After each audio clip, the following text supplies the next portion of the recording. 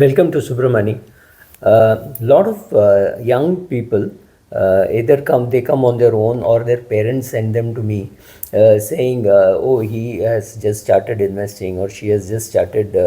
He or she has just started earning, and wants to now invest. What should they do?" So I said, so I thought I'll make a video for my friend's nephew saying what all should you do before you start investing.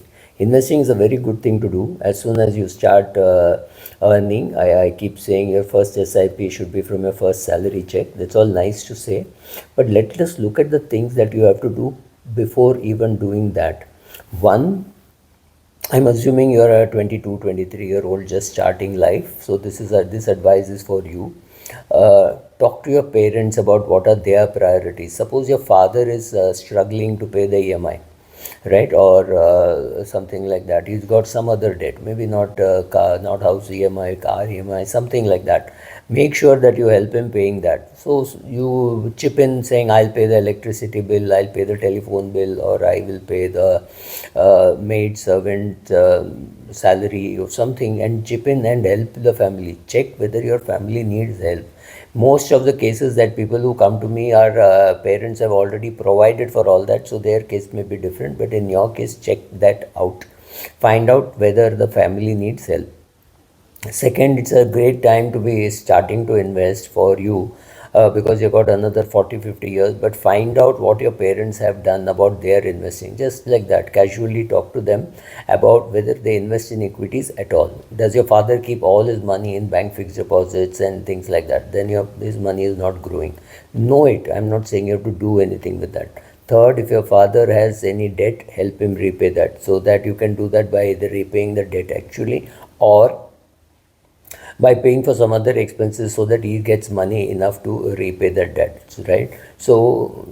These are things which you have to do. Check out how much medical insurance your parents have. If you are 22, chances your parents will be in their 50s, but it is also possible that they are in their 60s and they think, and you also think, that oh, once you're in your 60s you don't get medical insurance. That's wrong. You do get medical insurance, right? So check that out. Find out whether your parents have any emergency cash or create it yourself. If suppose they have emergency cash, then there is less pressure on you to create emergency cash. So let us now prioritize. First, create the emergency cash. Apart from finding out whether your parents need help and all that, first create emergency cash. Maybe your family expenses are 25,000 per month, so you need 1.5 lakhs in bank fixed deposits, etc. Right now, bank fixed deposits is good, so that 1.5 lakhs has to be first there in place. Second, find out about medical insurance that your company is giving you. Some companies, especially young startups, may not have even thought about medical insurance. So in such cases, get adequate medical insurance for yourself. So right, so priorities is first get the emergency cash, then get the medical insurance, then after that get the term insurance. If your parents are dependent on you, if you're, then you immediately go and get yourself some term insurance. May not be a big amount, maybe 50 lakhs, maybe 1 crore, but go and get it, right? Don't keep on postponing it, because if something were to happen to you and you have parents who are dependent on you, maybe a younger brother whose fees depends on your income, you need a term insurance immediately. So emergency cash, health insurance, term insurance, and by this time also start talking to your parents about volatility in markets, because that's also very important. Because right now we are going through a bull phase. Everybody is making money, everybody is happy, everybody is assuming they'll get 12%. Everybody thinks that mutual funds are PPF on steroids.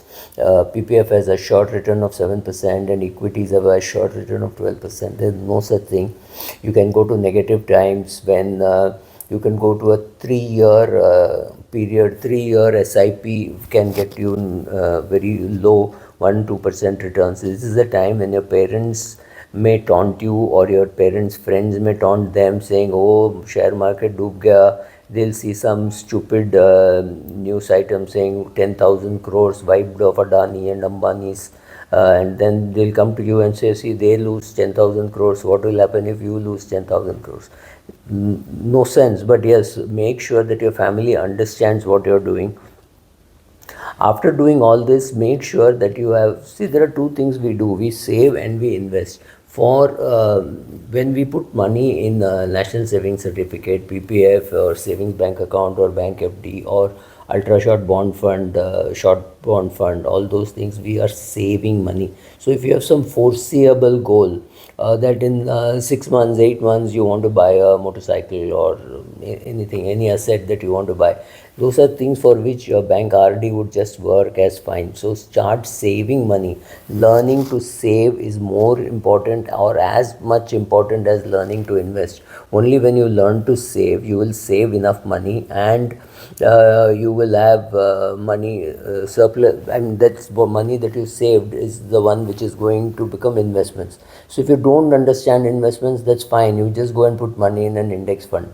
But if you don't know how to save, you will never have a surplus. So learn how to save, do all those things, and then any long term goal, short term goal, whatever it is, start writing down, prioritize, and then start investing. So these maybe some 10 steps or 8 steps that I said, these are important to do before you start investing, right? It's easy to say, oh, I've started investing, but my father is got credit card debt on which he's paying 42% interest. Makes no sense. Find out. But of course, if your parents have been irresponsible with their money, you may not want to discuss it with them. Then you have the secrecy available. Put all this in a demat account, or put all this, I mean, you're anyway going to invest all this online. Make sure that they don't even know about it, right? So you say, okay, this is my contribution to running the house, and beyond that, invest every rupee that you have. But if your father himself is a equity trader, or he's already putting money in equity markets, then it may not be so much of a problem explaining market falling, and saying market falling has no implications for me because my portfolio has not fallen, or things like that. Start learning how to explain to people as to why in the last 4 years you would have got better return in PPF, but you still chose to be in equities.